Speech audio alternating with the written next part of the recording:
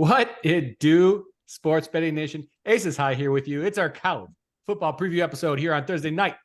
I'm excited for it, real excited for it. I got one man who knows a little bit about college football, Mr. Hardways Mike, and another man who knows absolutely nothing about college football. Let me tell you, he doesn't know what's going on this year. Mr. Real Jay-Z. How you doing, Real Jay-Z? Doing great. Thanks for the awesome intro there, Aces. Absolutely. You deserve it, my friend. And Mr. Hardways, how is your night going?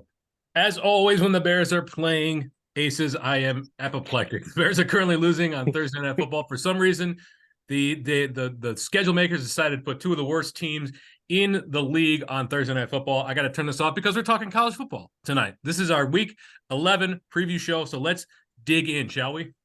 Love it. I'm going to go over here to This Week in College Football. Anyone following along on the YouTube channel can see our platform, see what we're talking about. If you're listening to the podcast, maybe head over there to YouTube channel so you can check out with your own eyes what we're doing. Where would you like me to go, Mr. Hardways? How about we go to, since there is a little bit of a controversy amongst the people here at SBI, it was in our Discord, our private Discord. We were talking about the Big Ten. How about that Michigan-Penn State game? That is probably the biggest game of the weekend. Would you guys agree with that?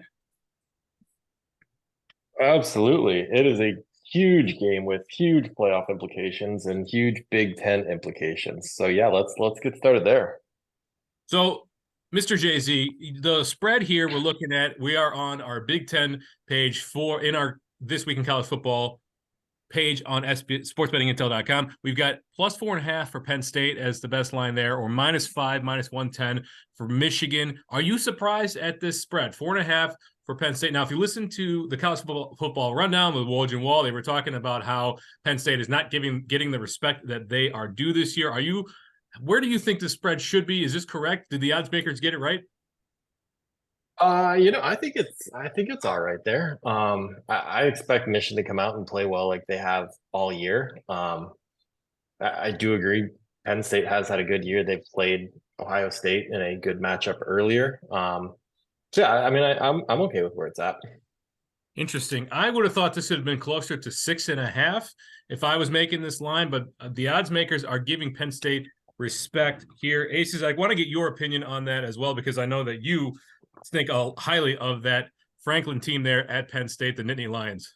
That Franklin team, just putting him in the dirt. You don't even say anything about it. I can just tell that you're putting the man down. I like him. I think he's a great football coach. I was hoping this game would come out. I wouldn't have been surprised if they put it anywhere. This is probably the low end of what I would expect. Definitely not under a field goal, but that -4.5 for Michigan, all the way up to, they could have been over a touchdown. I wouldn't have been too surprised. I would have been happy. I would have been taking Penn State in that circumstance. So I'm not sure exactly where they were going to put this line, but they put it somewhere where kind of a no action for me, unless I haven't decided yet. But that Nittany line, money line, plus 178, we're showing best line. That's a little bit sexy. That does look somewhat appealing there. What about the over-under in this game? Sitting at 45 currently. If you want to take under, best line is over on PointsBet at -110. If you want to take the over, you could take it at over 45, also on PointsBet. So they got it as the standard line there. Maybe you could go over to a game page and we could kind of take a look and see if that line moved. Jay-Z, the Michigan offense is very, very good. You've got McCarthy as a Heisman contender there. They can put up points and they destroy inferior opponents, but Penn State is not an inferior opponent, and they have a very good defense. They also have a pretty good offense there. Drew Aller spreads the ball around quite a bit, but they've got a really nice running game and some good receivers, a couple tight ends that can score too. So what do you think about that 45?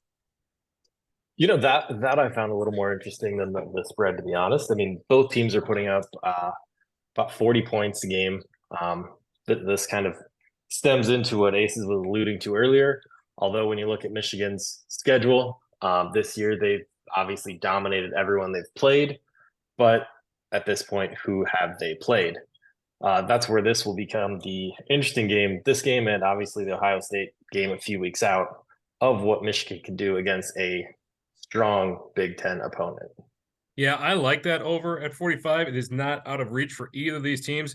The points per game, you got to kind of throw that out of the window because they have played some inferior opponents this year. But if you just look at what these guys have done, and you can go over and actually check that out directly from the Big Ten page. You could also click detailed matchup and get a really nice breakdown. If you're following along on YouTube, Aces is going to pull up that detailed matchup for our Penn State Michigan analysis here. We can go through, we can see some very basic stats and then some team stats and then advanced stats. If you have any questions about what any of these mean, you could just hover over any of the advanced stats and our site tells you exactly what they mean. You can see that right there if you're following along on YouTube. So we look, green means good, red means bad. It looks like, just real quick glance, high level, 30,000 foot view, Penn State statistically might have a slight edge over Michigan. Aces, what do you think there? I'm always saying this every time we do these episodes, and whenever I get the opportunity to do it, when we're talking statistics, a lot of times we're talking offensive statistics. And here, when you're looking at all that green, a lot of that is offensive statistics. So, hey, let's see the defense side of that ball, because I think that Michigan defense is fantastic. And if I'm going to bet a football team, it's because of the defense. So I like Michigan for their defense in this one. I don't think they're getting a fair shake on our game boards here because, like I said, a lot of this is offensive statistics. And Mr. Allers, we know he's a fantastic quarterback over there for Penn State. Certainly, and that there's no argument there. In fact, that is directly tied to the fourth down efficiency there. Over on the per game statistics, 84.21% fourth down efficiency for Penn State. That is just an absolutely stunning number. You don't see that very often. So now you've got Michigan's defense and you've got a really good team that can move the ball versus Penn State there. Which one comes out on top? It's difficult to say, but at 45, you would have thought this would be a higher over. I kind of like the over in this. Now, Aces and I talked about the Ohio State over, first half over last week. This one, I don't like the first half over too much. This is one where I feel the teams could come out, kind of play a little chess match. Maybe they got the first couple of drives scripted, kind of feel each other out a little bit. And then as the game moves along, we kind of open it up there. Let's see what that first half over is at right now. So 21.5. Yeah, if it was 21, I probably would think about it. At 21.5, I'm probably laying off. You can get over 21.5 at -110 over on BetMGM, or under 21.5 at -105 over on Caesars. JZ, what do you think? Laying off the first half, or is that something you're looking at? No, I was just trying to look into it a little bit more, seeing what the weather was going to be in Ann Arbor on Saturday. Just seeing we're getting into that time of the year where cold weather running becomes a little bit more, especially in the Big Ten. Seeing what factor it looks like, going to be right around 40 degrees on Saturday. So I mean, not brutal cold or anything crazy going on, but that's something to look at this time of year. That very good point. And in fact, that is especially if you're talking about these Midwest teams, right? You want to make sure that you are checking the weather leading up to the game time. If it says 45 and sunny right now, that could change at a moment's notice if you're here in the Midwest, and you could have rain or even snow, wind. The big thing is studies have shown that rain and snow don't really affect totals and spreads all that much. It's more so wind, or if you get really heavy precipitation. But yeah, you want to look at that wind. If you got something that's over 20 miles an hour wind, you really got to be concerned about that when it comes to the over, when it comes to the favorites covering. Teams trying to keep it on the ball, which means favorites don't have opportunities to kind of put up bigger numbers. So very good point, Jay-Z. Anything else on this game, guys, or should we move on? Well, we can move on to the next one. I do want to mention, though, this game is at Beaver Stadium. It's not over there at Michigan, which gives the Penn State team a little bit of an edge as far as that spread goes. Probably why we're sitting under that full touchdown mark. If it was in the big house, you probably do have a full touchdown spread on this game. No, that's a good point. Thanks for pointing that out, Ace. Now, this isn't the whiteout game, is it? No, it's during the day. It's a 11 o'clock game, so they don't do the whiteouts during the day. That's an evening thing, like a 6 o'clock game. Yeah, I believe they whited out our Hawkeyes this year, so they've used it for the year already. Less said about that, the better. All right, let's move on. Our conference of the week is the top 25, and we have 3 tremendous games. We already covered one, Michigan and Penn State. How about Utah and Washington? Jay-Z, this is right up your alley. I'm going to let you dive right into this one. It's a Pac-12 showdown, an immovable object versus an unstoppable force. Washington's offense, 9-0 versus Utah and their stellar defense, 7-2. Boom. What do you got? I am excited to watch this. I mean, you teed it up perfectly. It's defense versus offense. Can you slow down Penix in that offense that is just flying through everybody this year? Utah hit a few speed bumps there with Oregon State and Oregon, but does this game play out more like the USC game? A game obviously where they don't have much defense. Washington does have a bit better defense than that, but I was looking more at the total here, which was at, let's see, you got it there. Aces, what's it sitting at now? Down to 45.5. So 49 and maybe a half. moving down 49 and a half, maybe 49. moving down a touch. I want to say it was 51 earlier in the week, but yeah, that it's going to be a fantastic game to watch. I'm excited to see. I just don't think Utah, they're going to slow down Penix, but I just don't think they can stop them. And their offense has been hit and miss this year. So can they keep up like they did against USC? I don't know that they can.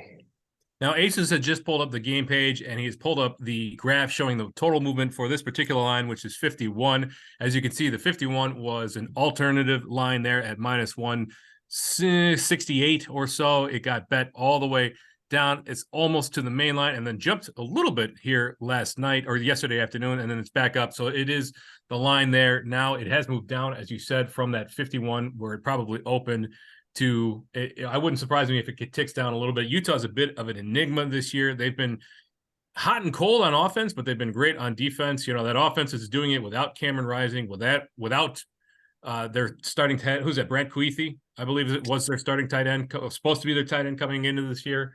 And then Washington, you've got a presumptive Heisman favorite. Well, the actual Heisman favorite, Michael Penix there. Plus, I'm just looking at the DraftKings odd, plus 150. Bo Nix right behind him at plus 200. So you got two Pac-12 guys. And then Jordan Travis and J.J. McCarthy have both jumped into third place at plus 850. Aces, I'm sure you're going to be watching this one, 2:30 on Fox, as we will say in our newsletter. Don't change that channel because we've got another tremendous game. What are you thinking about this game? I mean, I like Utah. I like somebody over there in the Pac-12 to bust it up because someone always does. And this is Utah's opportunity. Haven't been having a fantastic season. I was just actually looking through their schedules as you guys are talking. I pulled it up here on the game details page. Obviously, that Florida win at the beginning of the year was big for Utah. But since then, they dropped that game to Oregon State. They dropped that game to Oregon. And then that close one against USC, which I know a lot of people respect that USC team. Whether it's deserved or not, I'll leave that to the people to decide. But still, Utah really needs a statement game. They need to come through and beat the best team in the Pac-12, one of the best teams in the nation right now. I think I got to go with a dog in this football game just for the facts I mentioned. Well, what's the money line there on Utah? If you could pull that up for us, I do want to see where we're sitting at there. Plus, I was just going to ask. Yeah. The Aces, you say an outright win, or you think they're going to cover the points there? Screw the points. If you're giving me $285 back in my pocket for the $100 bet, give me that all day long. Maybe split the bet up, take a little bit of that touchdown back in your pocket, half over there and then half on the money line type thing. Because with that plus 285, you probably don't want to bet a full unit on that number. But still, probably what I'll do is split it between the money line and the spread. And that spread is currently at, 8.5 or 9.5 there. If you wanted to get that over on BetMGM, is it 9.5? I believe it is. Yeah. Yes, it is. Yeah. Maybe you could do us a favor and pull up the game board and our bet to win feature, which is exclusive to Sports Betting Intel. We're the only site out there that actually has this available to you. So you wanted to know, Aces said, if you give me $285 back in our pocket there. So we've got this bet to win. If you want to see what you're going to win when you place your bet, what your unit size is, we've got common unit sizes up there. So at $100, you can pull that up there and it'll show you exactly based on what the money lines are for the respective teams. So he's just searching Utah. Yeah, there you go. Plus 285. That's over on Bet Rivers. $285 back in your pocket if you're betting 100. If you can't get it on Bet Rivers, you got $275 at DraftKings, PointsBet, and BetMGM. So there you go. Aces is splitting his bet between Utah on the spread and the money line. Jay-Z, before we move on, I do want to ask you if Utah does upset Washington, and now they are 9-1, and Oregon wins, they're 9-1. Does this completely eliminate the Pac-12 from playoff consideration? It definitely doesn't help, and they would need outside help. I think the best scenario for them to get a team in is Washington to run it, Oregon to run it, they rematch, and the winner of that has a crack at it. I think that's really the only scenario at this point for Pac-12 to make it in, barring, obviously outside factors. There you go. Another thing, if you are following along on YouTube, you can see Aces has pulled up our split page here. So you can see, at a glance, the money lines, or in this case, the bet to win for the games. It is just such an easy way to look and see the games in one quick place. Very good. Thanks for bringing that up, Aces. Let's move on, though. We've got another, and this one is a top 10 matchup, not just a top 25. And we will be highlighting that in our newsletter. If you're not on our email list, make sure you subscribe. Go over to sportsbettingintel.com. It's right on the front page there. Send your email, and we have newsletters twice a week talking about these matchups. In particular, this one, Georgia Bulldogs, Ole Miss, Saturday, November 11th, 6 o'clock p.m. on Eastern, 6 o'clock p.m. Central Time on ESPN. Jay-Z, not SEC isn't particularly your forte, but this game has too much going on. What are you thinking? Because you got Ole Miss, number 9 in the nation, 8-1 versus the undefeated Georgia Bulldogs. Yeah, I mean, another interesting one, especially again, you can't fully take the numbers for what they are. As far as scoring goes, they're both averaging just about 40 points a game, just under. Do we expect that? I mean, probably not. The SEC isn't known for shootouts, especially Georgia. But you know what? The one surprising thing that was the takeaway that you can see right on the screen there is the against the spread this season. Georgia 2-6-1, Ole Miss 6-2-1. That just kind of shocked me. I mean, obviously Georgia's 9-0, but that's just saying they're not winning as convincingly as they typically have in the past. I thought that was a shocking stat that just jumped at me. Interesting. That 2-6-1 there for Georgia. So they're not. I wonder if that's a function of their spreads being inflated because of the past couple of years and their dominance in the SEC and just in the nation, or is it that this team is underperforming a little bit relative to? Well, I guess they are relative to expectations at 2-6-1. I wonder if it's like I said, just overinflated spreads, or if it's just that the offense isn't as good as people were thinking going in. Of course, Carson Beck is still a very good quarterback. Aces, maybe you can pull up our player props page, because I believe you mentioned it on the College Football Rundown podcast. Ladd McConkey, the wide receiver for Georgia, has kind of stepped into that underneath role now that, I'm blanking, what's his name, is out now. Their tight end. Brock Bowers is out for the season there. So Ladd McConkey, let's take a look here at his receiving yards. It looks like 67.5 there is the, or 67.5 is the main line there at -112. You can get 69.5 at -103. That's both at Bet Rivers. Although, look at that. Caesars has 62.5 as his main line at -117. Now, Caesars does juice up their player props a little bit. You can see that their -117 is their main line. So they do have a little more juice on the player props. But if you're okay paying that extra juice, you get an extra 5 yards there for Ladd McConkey. That one seems like a smash to me. He's been outstanding. I don't think he's had fewer than 80 yards receiving since Brock Bowers has been out this year. Aces, any thoughts on that? No, I mean, he had over 90 yards. He didn't have a touchdown last game, but he had over 90 yards. The Madman Woj and I were talking about it. That's why I know off the top of my head, I believe 95 exactly last week. And then the week before, we all know he went north of 100. So you're talking about a man that could get 2-3 less receptions and still go over the number they have here on Bet Rivers and on Caesars, if we want to pay that little extra juice you talked about at -117. So I think it's kind of a sexy bet. I'd stay away from the touchdown props. So I'm glad we're looking at these receiving yards. But as far as that 67.5 or 62.5, I like both of them. Yeah, touchdown props can have quite a bit of variance to it. So there's no guarantee that someone is getting into the end zone. What about, let's take a look at Ole Miss and some of their player props there. The quarterback over there, Jackson Dart, I believe he's healthy, fully healthy, is he not? Jay-Z, you know if he's fully healthy again? That's what I realized looking into this game, that I've not caught a lot of Ole Miss action lately, and haven't. I'm not 100% on that. Let me see if I can look that up quick. I believe he's fully healthy. He did have a bit of an injury concern earlier in the year, but he should be fully healthy in this game. And let's take a look at, in fact, wow, he's a dual threat quarterback. You could just tell by the rushing yards there. There's quite a bit listed. Passing yards, looks like the main line is 224.5, 221.5 there in Bet Rivers. Caesars has it at 217. There you go. Again, if you're okay paying a little bit of juice. Now, the yardage, that one might not make as big a difference if you're talking 4 yards for a quarterback there. But what about passing touchdowns there? I feel that Ole Miss is probably going to have to throw to keep up a little bit. So passing touchdowns over 1.5 at +104. If the Ole Miss Rebels can overcome the Georgia defense and get into the red zone, very strong possibility that Jackson Dart tosses a couple of touchdowns there. And at +104, plus money, feels like a good bet. Maybe sprinkle a little bit on that. Aces, what do you think? I think I would stay away from passing touchdowns. If I did and I was forced to do something, I would probably go with the under on the passing touchdowns, just because, if I'm going to bet on someone, I'm going to bet on the Georgia defense, and passing touchdowns under that 1.5 is kind of a bet on the Georgia defense, just where I'd lay my money. But as far as any of those bets for Mr. Dart, I'll stay away from those. Yeah, you also have to remember that Ole Miss has an outstanding running back in Quinshon Judkins, who can take it in from midfield very easily. So possibility that they don't even get into range of Jackson Dart throwing touchdowns between the Georgia defense and Quinshon Judkins taking the carries there. So let's move on. There are a couple more games, not necessarily top 10, but we do have a couple of top 25 games left to cover. So how about Tennessee and Missouri, another SEC matchup? Tennessee, I would say, also has been underperforming just relative their offense relative to where I thought they would be. But you look at that against the spread record, 6-2, very, very good. 6-3 there for Missouri, also very good. Spread on this one, Tennessee is on the road, so it is at Mizzou.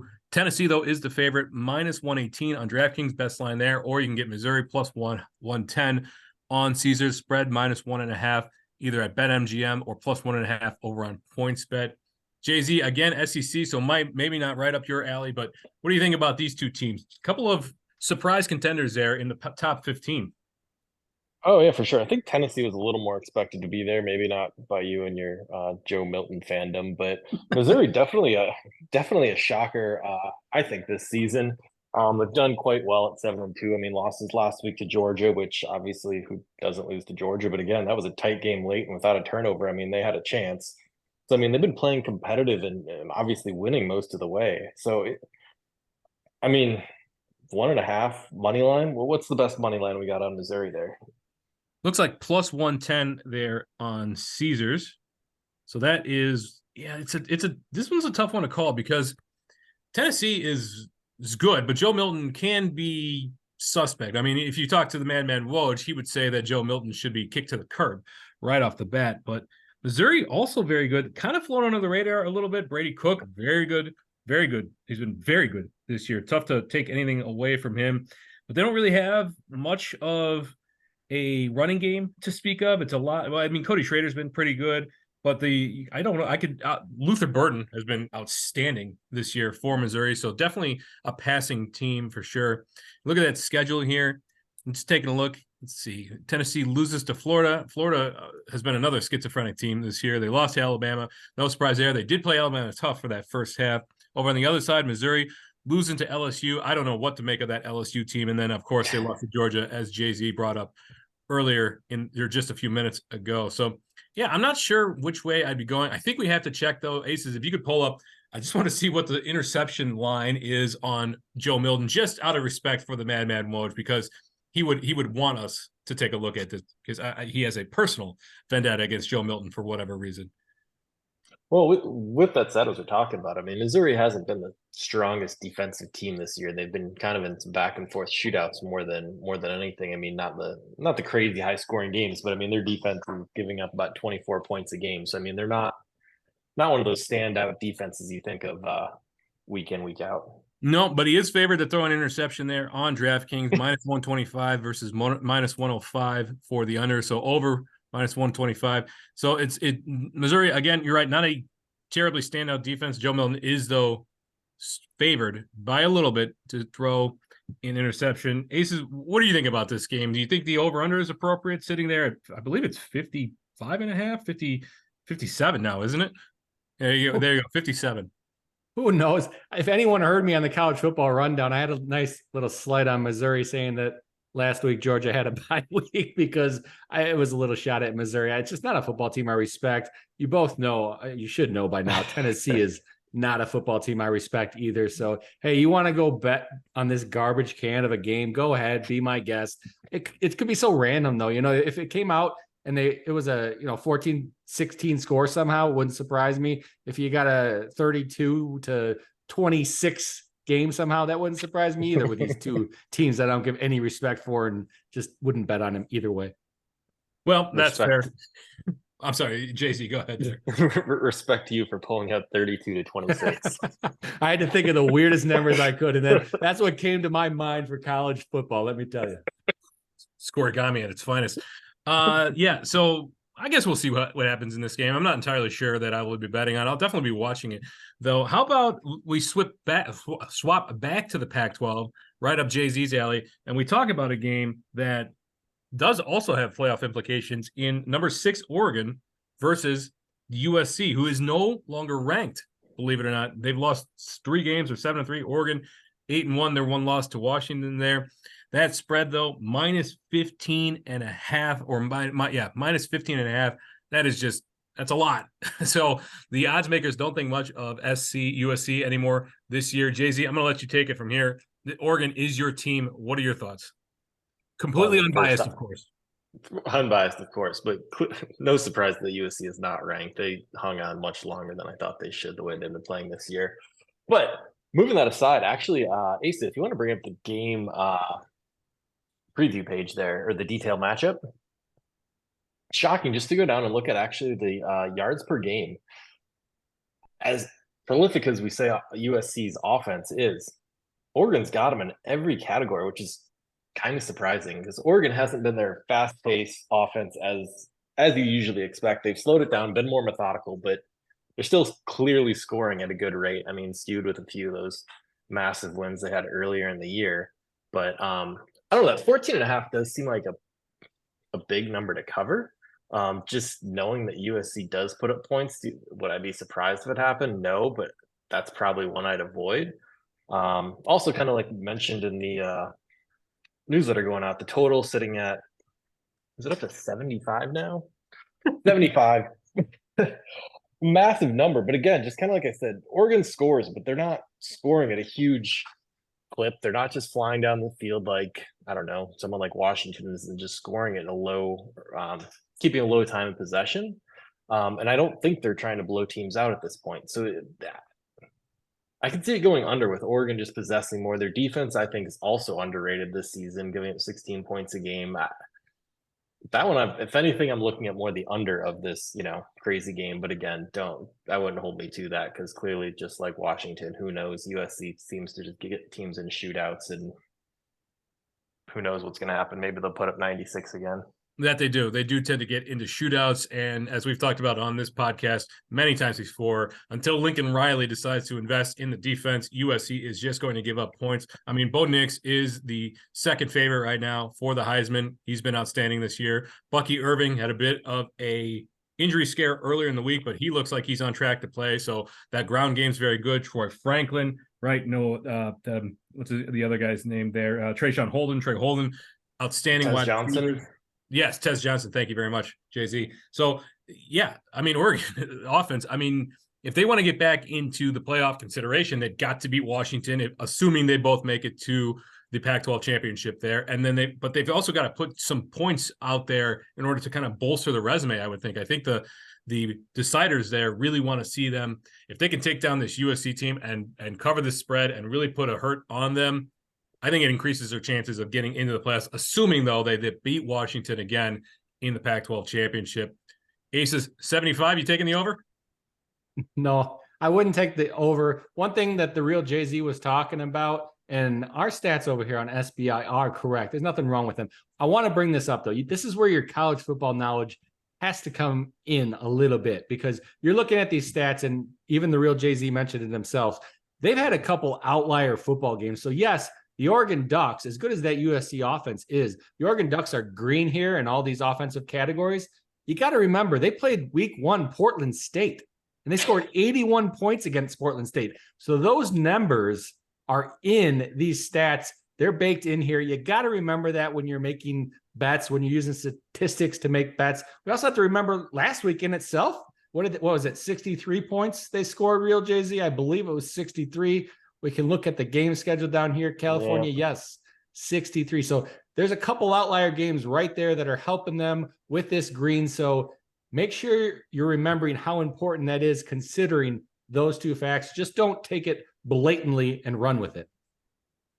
With that said, I mean, USC's got a 56-point, 66, 56, 50-point game. It's not like they've been holding off the gas on any of their offensive runs either. No, and USC, I would say, is the more consistent, scoring a lot of points. And you mentioned it before when you were talking too. They score a lot more. Oregon's been a little more constrained from what they have been in the past as far as just they're getting a touchdown every pass or every run. But still, I don't think I would touch the totals there because who knows what could happen in this one. I think the Ducks are by far the better team. And Mr. Hardways was talking about them having playoff shot. I mean, if they win out, they win the Pac-12 championship game, they're in the playoffs. If they're not, we need to start going and protesting these playoff committee selections. Yeah, it'd be hard to keep them out if they ran the table here and put up points there. Let's close this out, though, with a Big 12 team and a team that is now the king of Oklahoma for all time. Oklahoma State, number 15 in the nation versus UFC. They're on the road. And I say that because last week, Oklahoma State takes down Oklahoma in the very last Bedlam Series game that we will see 27-24. And that's because these teams are changing conferences there. So Oklahoma State, the king of Oklahoma going forward. But this spread, a little surprising. Only 2.5, I believe it looks like, is the line there. Yeah, 2 to 2.5 there. USC +2, Ohio State or Oregon. There it is. Oklahoma State -2.5. Too many OSUs out there. But this one is, I'm a little surprised this is so low. I know it is on the road. It is in Florida there. Jay-Z, what do you think? I mean, Oklahoma State, not a team that I fully respect, but they've been doing good things this year, 7-2. First thing I did is because I've paid little attention to them most of the year after their couple of early losses. But yeah, they've been on a run lately. Looking at UCF, I mean, they've clearly struggled with what is that, 1, 2, 4, 5 losses in a row. I mean, that does seem strange to see the spread there, but I just don't know enough to speak on this. I don't know. What do you got for this, Aces? Well, Gundy's a team, his football teams are teams I like to back because he's a good football coach. He's proven it the past few years, especially. He's been there a long time, deservedly so, in my opinion. Had some off the field antics, made it through that because he's just such a good coach. They don't want to get rid of him. I mean, UCF can score some points. That's why this spread is probably so close. Maybe we get a coin flip football game, but I just like Oklahoma State in this one. I like what they've been doing. I'm over here on the schedules page of the game details. Win. They're hot. Why do you want to bet against them right now? That's a great question. Now, I personally like Big 12 games because they don't really play a whole lot of defense, which is nice. Now, TCU has certainly kind of changed that narrative, maybe not this year, but in years past, and Oklahoma as well. But you look at the over-under in this game at 58.5. Both of these teams can put up points, I think, especially Oklahoma State. We've seen that they can put up points. UFC, though, a little more suspect, but they've been what's their points per game there? If you could pull up UCF's. Sorry, I've been saying UCF or UFC. You want me to pull up the fighters? Let's no. The what's their mascot? The Knights or something? The Knights. Yeah, there you go. Yeah. So points per game for these guys, 32, 33 there for UCF versus 30 for Oklahoma State. Now the competition there for UCF obviously not as high level as Oklahoma State. Against them, though, 30 points for UCF versus 24 for Oklahoma State. 58.5. I mean, it's a lot, but it doesn't seem like it's that much, all things considered. Jay-Z, what do you think about the over in this? What are we at? 60, 65.5 there. I have no opinion. I have no opinion. Am I wrong? Is it 65.5? I thought it was below 60. Aces, what's our current line there? Oh, it's 63.5. Okay, so I was way wrong. I was looking at old info, 58.5. That is not the case anymore. 63.5. That is tight. That's a lot there. Yeah. What was I looking at there? 58. You must have been looking at one of our competitors and their stale lines. Let me tell you, because we got the updated lines over here on our page. As far as this total, I don't know. Give me that red Uno skip card, because why would you bet this game? I don't get it. You and I are on different pages this week, Mr. Hardways. I'd stay away from it, but I do like that Oklahoma State bet.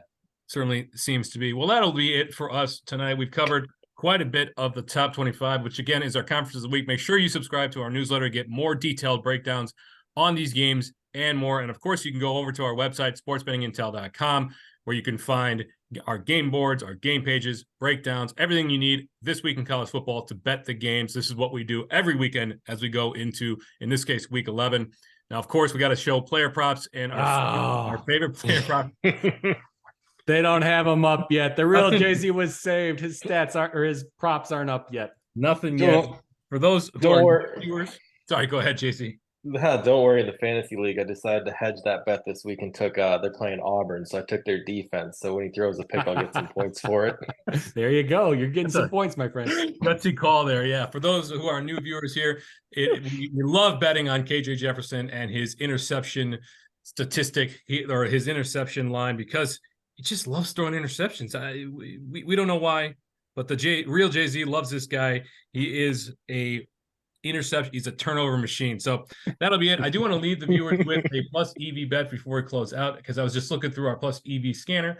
We got quite a few on NCAA football this week, but in particular, I want to highlight one that's actually near even odds, but you're actually getting above even odds there. So it's Western Kentucky versus New Mexico State. It's at 5% plus EV. There you go. It is Western Kentucky first quarter money line on Bet Rivers, -1.5 on the spread there, plus 110. So you're getting above even money, where we predict this to be an even money bet. Our fair value is -100. You're getting plus 110 on that. So that'll be our EV bet of the week. As usual, we try to get one of these on the podcast at the end for you there. Gentlemen, that's it for us. We have a big week 11 coming up, a lot of top 25 matchups. Anything you want to leave the people with? Jay-Z, I'll start with you. Go Ducks, go Huskies, go Pac-12. Okay, that's one way to do it. Mr. Aces High. Anything you want to leave the people with as he's showing us right now our Kelly System calculator. Kelly System, of course, is a way to figure out the optimal bet for both the odds and your bankroll. In this case, the Kelly wager, half Kelly for this particular bet is $113.64, 2.27% of your bankroll, assuming you have a $5,000 bankroll. That Kelly calculator is built into everything that we do here at sportsbettingintel.com, in particular the plus EV odds scanner. You can just click Kelly calculator and fill in the info and find out exactly how much you should bet on that website. In this case, again, on Bet Rivers. Aces, anything you want to leave the people with? I'll just say this. I know it's a college football preview episode, but we got the women Iowa Hawkeyes up against Virginia Tech tonight. They are leading 62-57. So I got to get off this podcast so I can watch my girl Hawkeyes and Caitlin Clark take down those Virginia Tech Hokies. Let's go Iowa Hawkeyes. That'll be it for us. My name is High and Hardways Mike. As we say over here at SBI, you don't always have to bet, but when you do, wager wisely.